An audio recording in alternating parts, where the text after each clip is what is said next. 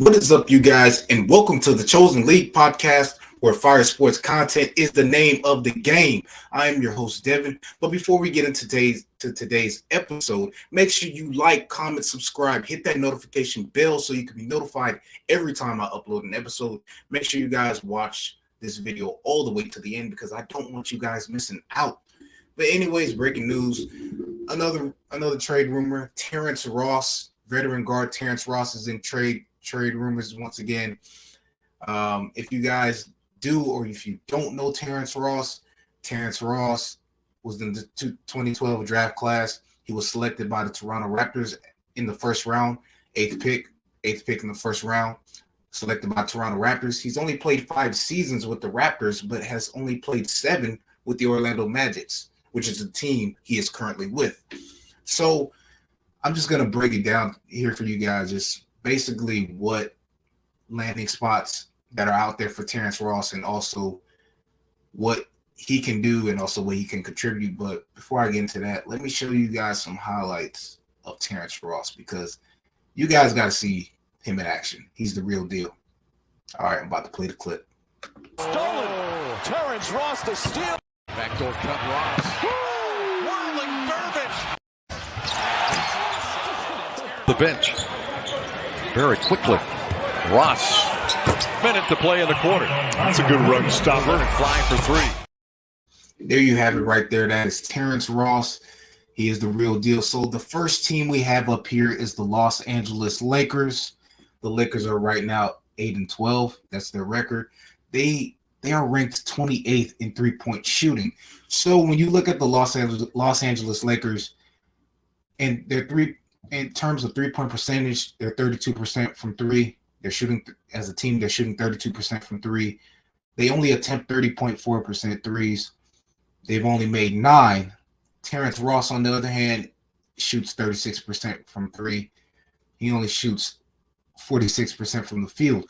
Now, when you look at Terrence Ross, adding him to this roster of the Lakers, and you have other players like Russell Westbrook, who shoots 31% from 3, Lonnie Walker the fourth, who shoots 36, and LeBron James, who is at a career low in threes. He's shooting 32%. He's in the 30s. But another player that was at the time before he got cut, Matt Ryan, I felt that he was a very good fit.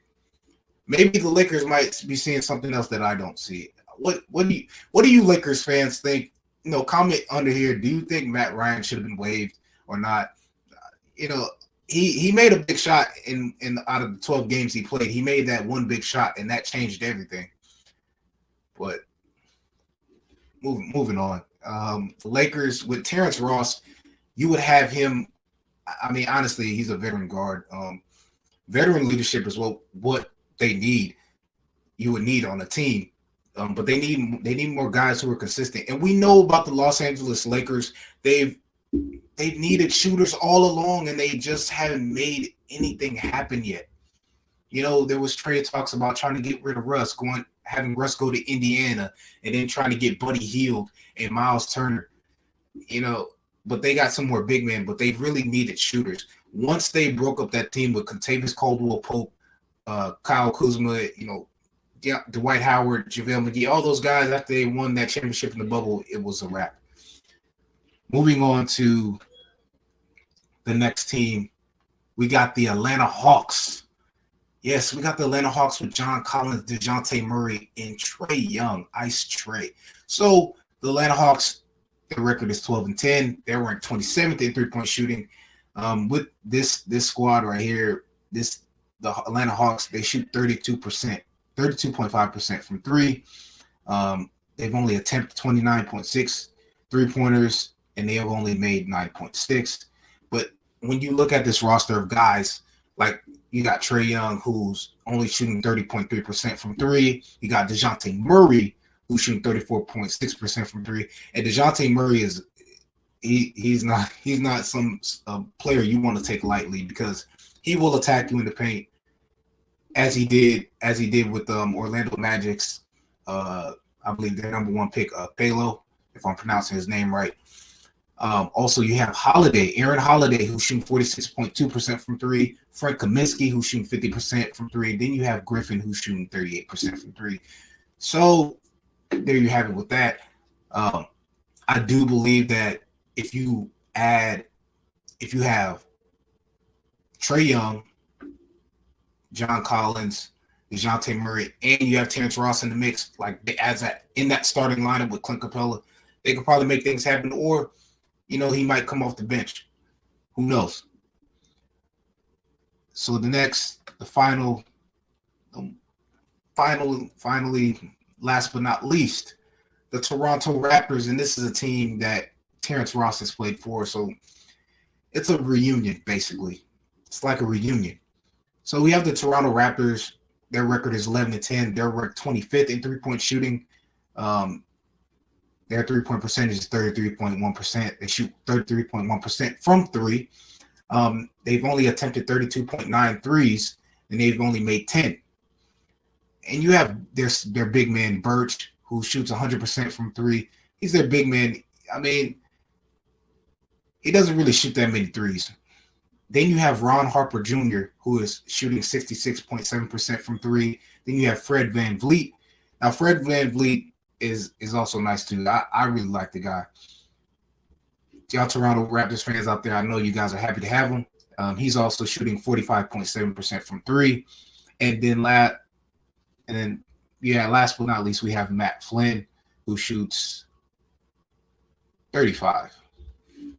So when you look at this type of team, the Toronto Raptors, he could give you that extra push when it comes with having, if you had Fred VanVleet, Terrence Ross, Pascal Siakam, if you have those guys on the floor, that's I believe that's their big three, and they literally would be a problem. Haven't heard much about Gary Trent Jr. I don't know if he's still there. If he's still playing, or if he's just hurt. It's just we haven't heard much of Gary Trent Jr. ever since he left Portland. Now I know what you guys are thinking, but where does he fit? Where does Terrence Ross fit? Honestly, I mean, I would say the Lakers, but he could be a potential help for the Atlanta Hawks. I mean, there's been talks. John Collins is in trade talks. There's been teams that want John Collins other than the Brooklyn Nets. But with the Lakers waiving Matt Ryan, I mean, that would be the destination for Terrence Ross if he could, fit into their system. I believe he could fit into the Lakers system. Any of these teams will be a good fit for him. But in general, I want to know what you guys think. Where do you see Terrence Ross? This guy's a veteran guard. You've already seen the clips of what he can do. He's very athletic in the paint. As you've seen earlier when they played against the Warriors, his teammate went up for a layup, missed it. He hit the putback dunk, slam dunk, putback shot. And Terrence Ross has the range. But when you look at a team like Toronto, it's just a reunion. And plus, he could give this team a boost. You never know. Terrence Ross has a lot to bring to the table, and I'm just wondering which team it would be.